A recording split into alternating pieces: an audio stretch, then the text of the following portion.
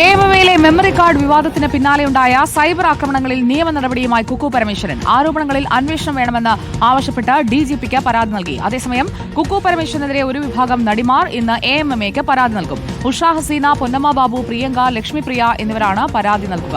വിവരങ്ങളുമായി ആർ റോഷിപാൽ നമുക്കൊപ്പം ചേരുന്നു. അതോടൊപ്പം ലേബി സജീന്ദ്രനുമുണ്ട്.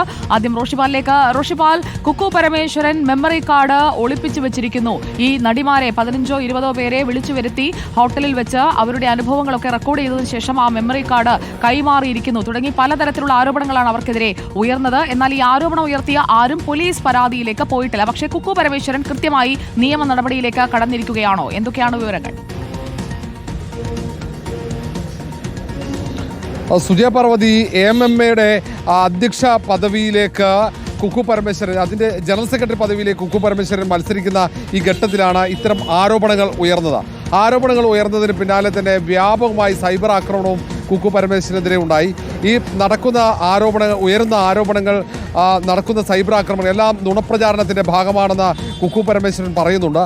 ഈ സാഹചര്യത്തിൽ കൂടിയാണ് പോലീസ് മേധാവി റാവണ ചന്ദ്രശേഖരന് ഇങ്ങനൊരു പരാതി, ഈ സൈബർ ആക്രമണത്തിൽ നടപടി സ്വീകരിക്കണമെന്ന് ആവശ്യപ്പെട്ടുള്ള പരാതി നൽകാനുള്ള കാരണവും. ഇക്കാര്യത്തിൽ ഏതായാലും പോലീസ് കർശനമായ നടപടിയിലേക്ക് പോകുമെന്നാണ് അറിയാൻ കഴിയുന്നത്. വിവിധ സൈബർ ഹാൻഡിലുകളിൽ നിന്നും, പ്രത്യേകിച്ച് യൂട്യൂബ് ചാനലിൽ നടക്കം കുക്കു പരമേശ്വരനെതിരെ രൂക്ഷമായ രീതിയിൽ ഈ മെമ്മറി കാർഡുമായി ബന്ധപ്പെട്ട വിഷയത്തിൽ വിമർശനമുണ്ടായിരുന്നു. മാത്രവുമല്ല, അത് ആക്രമണം എന്ന രീതിയിലേക്കും ഭീഷണി എന്ന രീതിയിലേക്കും മാറി എന്നാണ് കുക്കു പരമേശ്വരൻ പരാതിയിൽ പറയുന്നത്.